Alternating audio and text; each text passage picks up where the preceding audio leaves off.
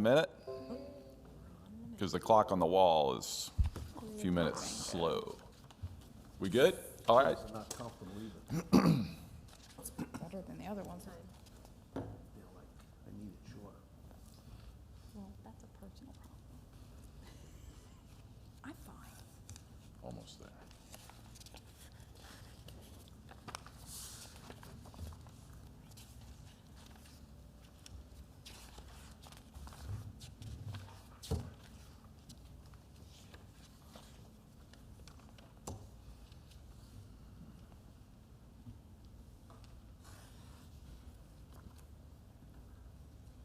Okay, we're going to call to order the Board of Adjustment for June 23rd, 2021.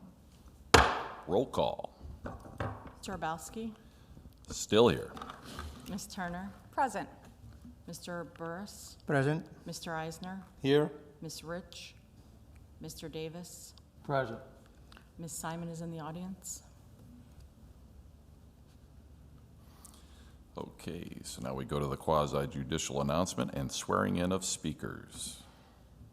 This is a quasi-judicial proceeding where the Board of Adjustment acts in a quasi-judicial rather than a legislative capacity. At a quasi-judicial hearing, it is not the board's function to make law, but rather to apply law that has already been established.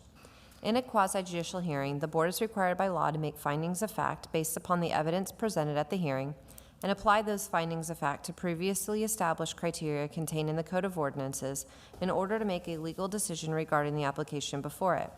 The board may only consider evidence at this hearing that the law considers competent, substantial, and relevant to the issues. If the competent, substantial, and relevant evidence at the hearing demonstrates that the applicant has met the criteria established in the Code of Ordinance, then the board is required by law to find in favor of the applicant. By the same token, if the competent, substantial, and relevant evidence at the hearing demonstrates that the applicant has failed to meet the criteria established in the Code of Ordinance, then the board is required by law to find against the applicant. Are there any members of the board wishing to disclose any ex parte communications or conflicts of interest this evening? Seeing none, anyone wishing to speak this evening, if you could please stand and raise your right hand to be sworn in. Do you swear or affirm that the testimony you're about to give is the truth, the whole truth, and nothing but the truth? I do. So sworn. Okay. So now we go to number 3, application number 21-66, variance to reduce the required side yard setbacks and variance to allow a non-conforming lot of record to be built upon. And we go to the city staff for a presentation. Okay. Turn it on. Okay. The subject property is outlined here in red. It's just off of Live Oak Street, just west of Distant Avenue. The property, as well as properties to the north, east, and west, are zoned R70A, which is a single-family residential zoning district. There is some IR, which is an industrial restricted zoning to the south. The applicants are here today requesting 2 different variances for the purpose of constructing a new single-family structure on the subject property. The first request is for the board to make a determination whether a non-conforming lot of record is buildable. The Land Development Code states that if at any time the owner of a non-conforming lot of record owns adjoining land, the lots shall be combined to meet the minimum lot requirements. The second variance is a request to reduce the side yard setbacks. The applicants are proposing a 5-foot setback from both the east and west property lines, and they're required to have a 7.5-foot minimum setback. The R70A zoning district requires a minimum lot area of 6,500 square feet. It also requires a minimum lot width of 60 feet. The subject property is just over 5,400 square feet in area and is only 40 feet wide, so that makes it a non-conforming lot. This property, which is lot 1 on the screen, I'll point to it here, and the adjacent property to the east, which is lot 2, are the 2 properties that we're talking about today as far as common ownership. This property was a part of the official Tarpon Springs map. The applicant did provide a property deed from back in 1943 that did show that this lot was in existence in its current configuration. This was predating the first Land Development Code, which went into effect in 1944, so this lot was not created in violation of a previous zoning ordinance. The staff did do a property deed search on our own to look at the common ownership discussion, And since essentially 1943, it appears that both lots 1 and 2 have been in common ownership. This does include when the house on Lot 2 was constructed. That was in 1989. One thing to note is Lot 2 did meet the applicable zoning standards at that time, so it was not a non-conforming lot. Therefore, it did not rely on Lot 1, the subject property, in order to be developed. The second part of this request is a reduction in side yard setbacks. The applicants are requesting a 5-foot setback. They're required to have a 7.5-foot setback for the sides.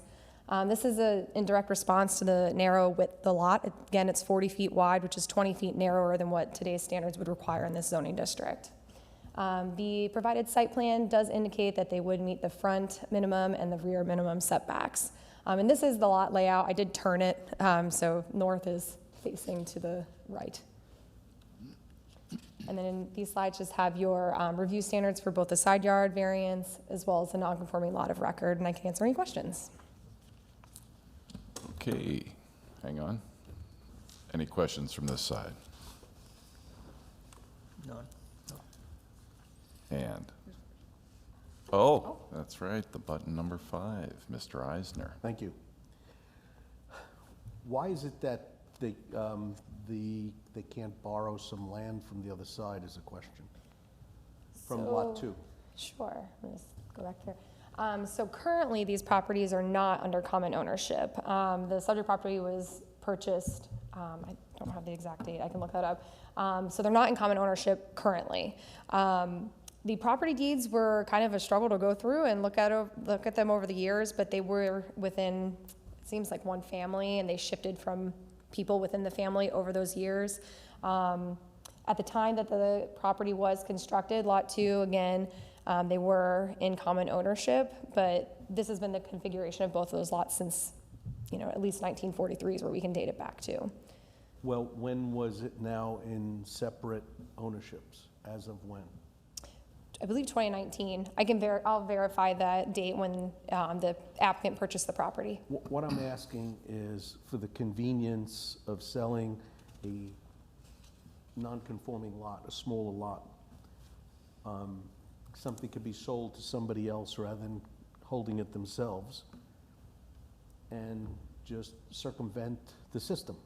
So that's my question. I'm not saying it is. I'm trying to avoid that.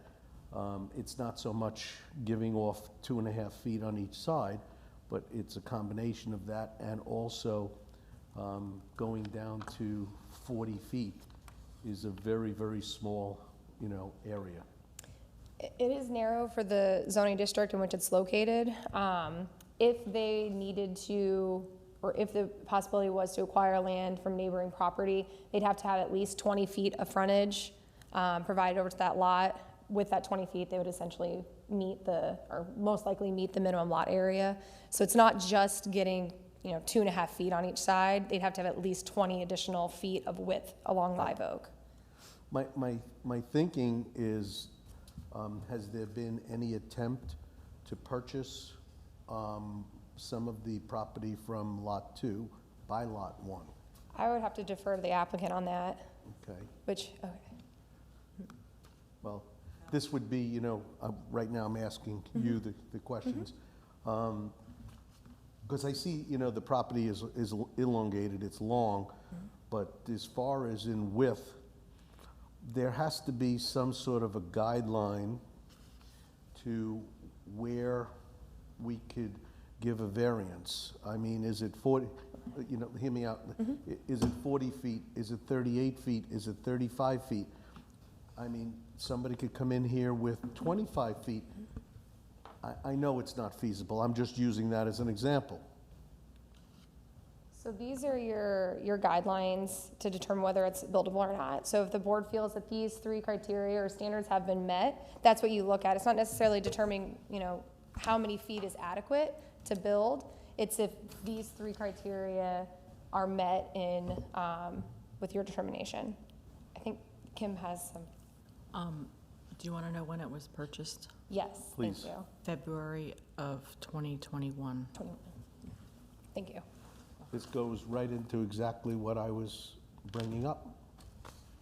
I'm not, again, inferring anything, but this is a perfect example of being able to sell something to circumvent the system.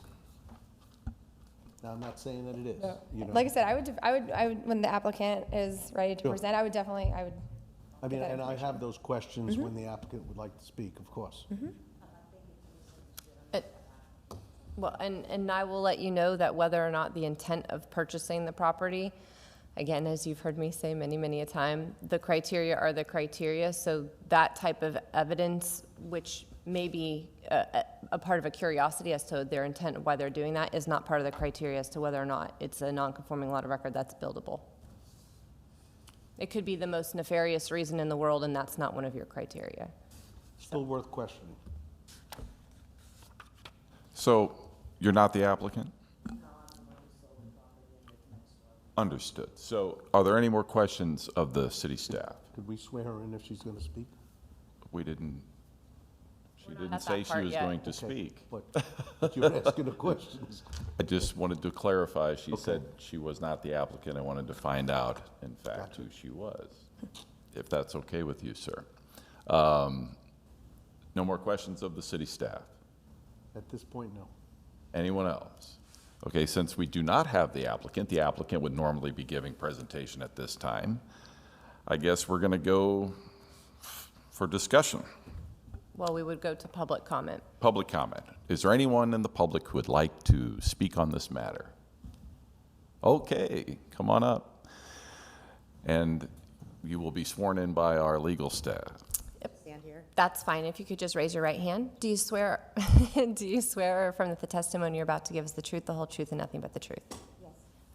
You may go ahead. The only comments I'm making is that I have the property next to the 40 feet, and there's another 60 feet next to it that somebody else owns that they're not letting go of. I have not been offered if they would want to buy what they want, 10 feet of my 75 feet that I own. Uh-huh. I'm not negative against that. What my question to you guys is I wish to build on my lot as well. So the things that you guys are, your point exactly, giving for this variance, I would want to be able to have those same variance exceptions if and when I build my home. Like, I don't understand what the 77.5 feet is. We've got 40 feet in front of the house that doesn't belong to either of us. So are we to understand that you're in opposition of us granting this variance to this person? I am not in opposition if. Are you in favor of it? I'm in favor of it. Okay. As long as it's something that can be carried through for me as. Yeah, unfortunately, we will have our legal counsel explain to you how that does not work. Yeah, so with the variance procedure, every application that comes before this board is considered on its own based on the evidence that's presented and the lot itself. So if you were to come before this board and present evidence and your lot met the criteria, then they would be required to grant you the variance. So it's done on an individual case-by-case basis. Right, but, okay, just kind of wanted to understand and let you know if we need to give them a valid thing, we could do that. Okay. Ma'am, would you please state your name and address for the record? If you could speak into the microphone, that'd be great. Eleanor Crane, C-R-A-N-E, And your address? and I'm at 534 Live Oak Street. Thank you. And I'm guessing it wouldn't be relevant to ask her any questions, so we don't need to. No. That's what I thought. Okay, so now you can put your questions back in your pocket, sir. So now we will go for a motion. Motion to deny. Do we have a second? Well, and I need to make a clarification because there are two variances that are before you. One is the variance for the making sure that the non-conforming lot of record is Right. buildable. The second is for the side yard setbacks. So the motion First will needs to be be the non-conforming lot, Okay, so right? we're only taking the one. Yeah. And so, Mr. Eisner, with that understanding, is your motion to deny the lot of Do non-conforming you record? see those up there? Yes. Okay. So you say, I don't believe that it's large enough to build upon. which is not a criteria. So then your motion is to deny the non-conforming lot of record. Correct. But you see the, Well, we have a The motion on the table, so standards. we need a Yeah. second before we have do discussion. we have a second for this motion? Okay, seeing no second, do we have another motion? And this motion would be for allowing them to build on a non-conforming lot. I will make a motion to approve the non-conforming lot of record. Do we have a second? I second that. We have a motion and a second. Do we have discussion? What would you like to say? Well, I'd like to say that we just can't be setting precedents on this kind of decision-making. This creates. Okay, pause right there, sir. There is no precedent, is there? Because everyone is considered individual, right? Correct. Even in this specific 3 criteria non-conforming lot issue, is that correct? Correct. It was just brought up in a discussion that this woman would like to do the exact same thing on her property. I understand we're never gonna set a legal precedence, but in code enforcement, if you follow them, they have issues with people doing things that other people view as being able to do. So under those circumstances, I don't think that you can build a proper house on a property this size, and that's where I'm gonna stay with. Understood. Any other discussion? Okay, roll call. Mr. Davis? Yes. Mr. Eisner? No. Mr. Burris? Yes. Ms. Turner? Yes. Mr. Urbowski? Yes. Okay, so now we move on. I would like to make a motion to deny the variance request to reduce the side yard setback to 5 feet. Do we have a second? I'll second that. Discussion. Well, obviously, with the motion that I brought earlier on the non-conforming lot of record, I do believe that it is buildable. However, the required setback of 7.5 feet is quite minimal, to say the least, and to go even smaller is very concerning, particularly seeing that you have another lot next to it that is not quite as narrow, it appears, but still narrow. I think there are other options to be explored. So you would rob them of that extra 1.5 feet or whatever it is. What are we talking about? So, well, I mean, it's a total of 5 feet. No, I'm talking about them building. Right. So, okay, sir, I've made my case. you made your case. Anything on this side? Okay, so the motion is to deny the variance, correct? And we have a second. Roll call, please. Mr. Davis? Yes. Mr. Eisner? Yes? Mr. Burris? Yes. Ms. Turner? Yes. Mr. Urbowski? No. Okay, I guess that's the end of that.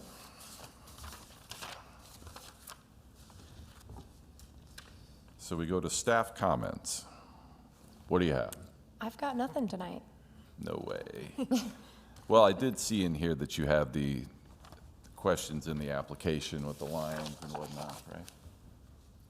What was that? The application. This has not been what we've had prior, right? So in the application, Oh, for this previous application that we just had? yes.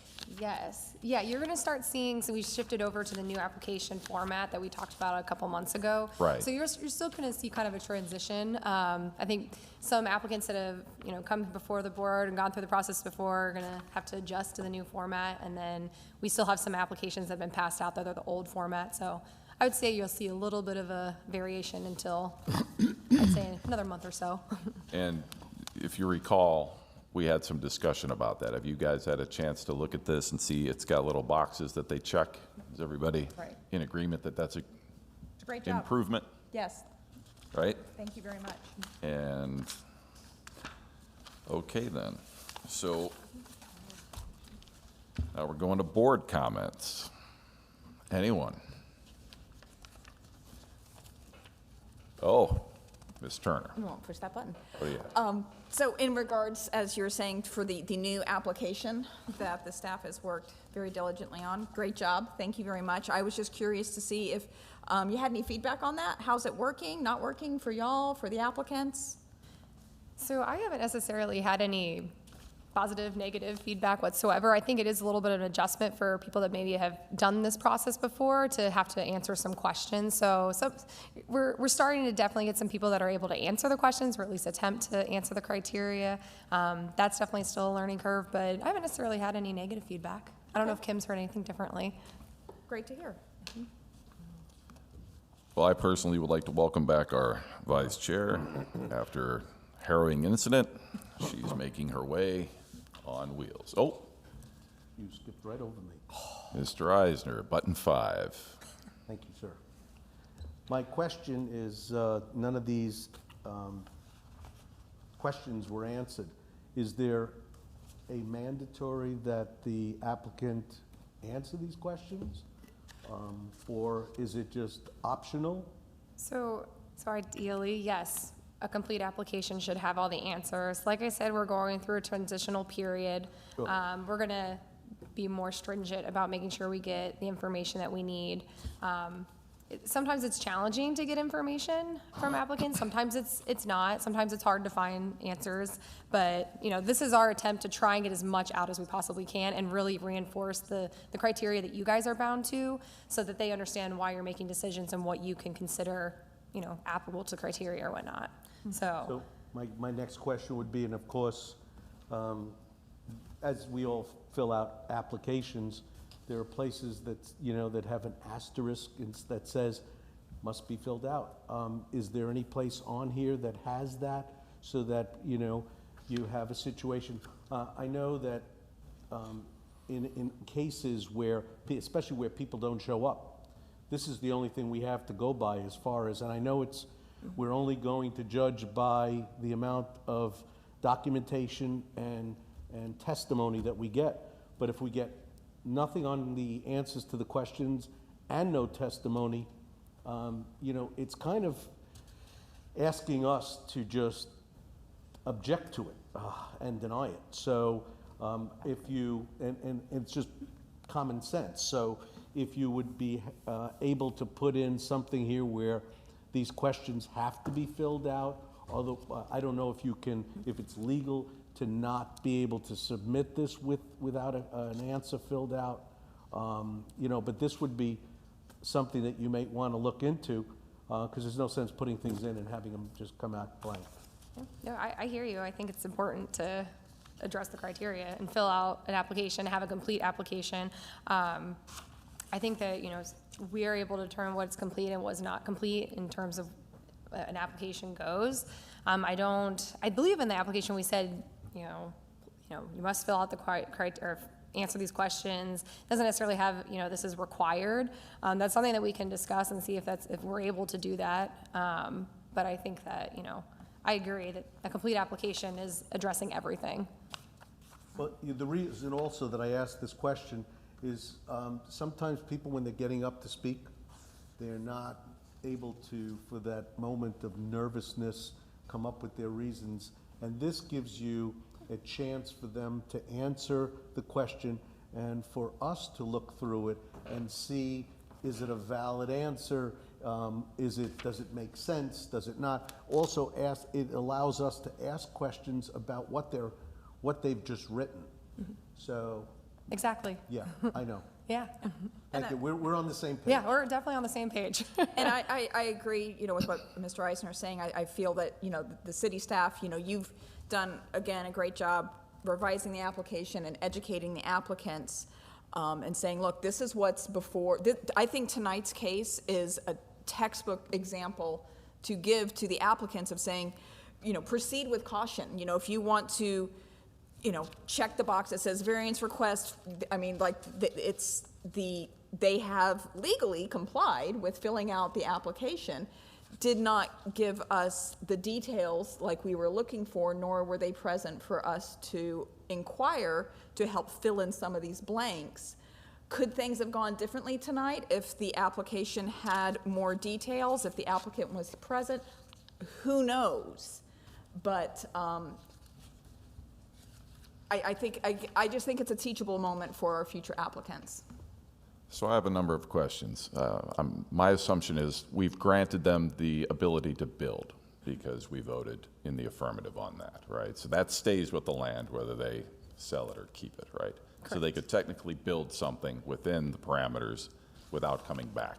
Correct. Correct. They would have to meet the required setbacks. And I know they're not required to be here. However, do you know why they were not in attendance? I do not know why they're not here. Okay. But they They were certainly. informed of the They meeting. were informed? Yes. Okay, I just wanted to triple check that. And they could come back with another request if they wanted a different variance. They can also reapply, right? Erica, there's a. Since they lost is there a this time? variance No. request, They can come back with the They same can exact come back for request? another, yeah. Okay, Yeah. so they could come back and ask the same request? yeah, okay, thought so. Harper doesn't have like a 30-day. Okay. Anything else? Okay. With that, since the minutes aren't on here, we are adjourned at 7:25.